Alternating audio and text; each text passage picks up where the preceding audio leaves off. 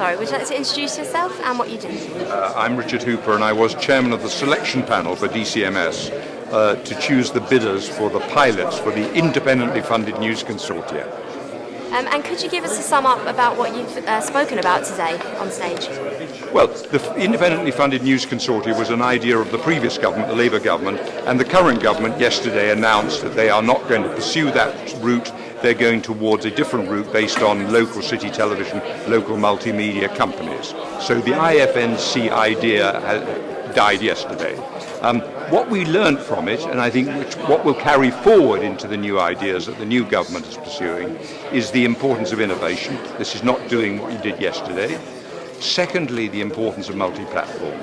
This is all about the relationship between radio, community commercial radio, telly, conventional telly, web-type telly, and then web text, and of course, very importantly, local newspapers. And then last of all, what I call multi-layered news. So if you take Wales, they have a need for national, they have a need for regional, South Wales, North Wales, local news, Cardiff, and then hyper-local news, something like the university, for example, in Cardiff. So can you give us an outline of what yesterday's announcement from the Secretary of State means for Ofcom? Oh, for Ofcom? Well, Ofcom was very enthusiastic about IFNCs. I don't think Ofcom will be involved, I'm sure, in any licensing that is required. For example, there is an issue about spectrum allocation. I mean, let us say Nicholas Shott's report, and he's the investment banker who the Secretary of State's asked to do a report on this.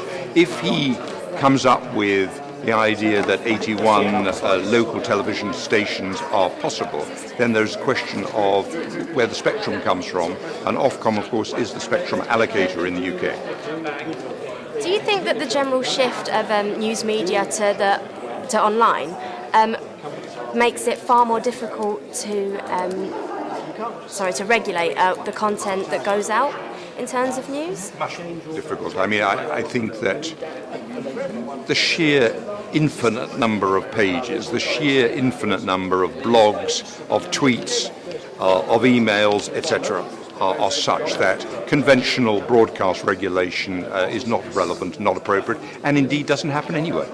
I mean, there is, for example, a demand in British broadcasting in the statute for impartiality. There is no demand for impartiality, no requirement for impartiality. If you have strong views and you want to put them up on the web, you do it. Now, there are restrictions on you if you start libeling me, or if you start doing things with, for example, child abuse and so on, because that breaches the law of the land. But other than that, there is no real regulation. And do you think, you said earlier that the internet is a problem.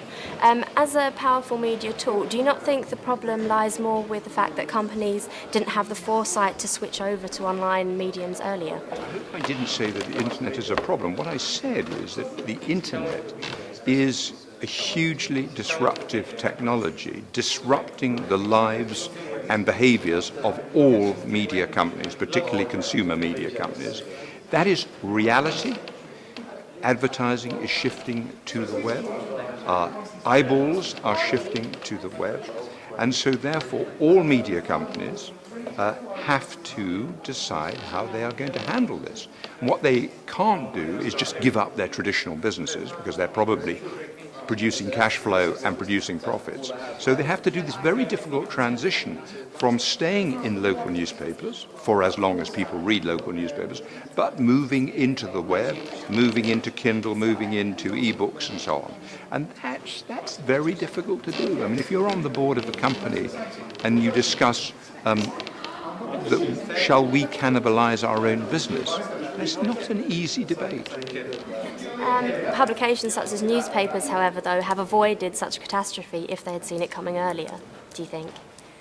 I think it is a reasonable criticism of all of us in the media industry, the traditional media industry. So I'm not talking about the Googles, I'm not talking clearly about Apple, which is now the largest technology company in the world.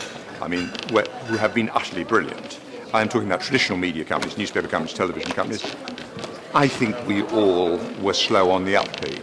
And I think one of the reasons was given earlier this afternoon that a lot of decisions are taken not by your generation, but my generation.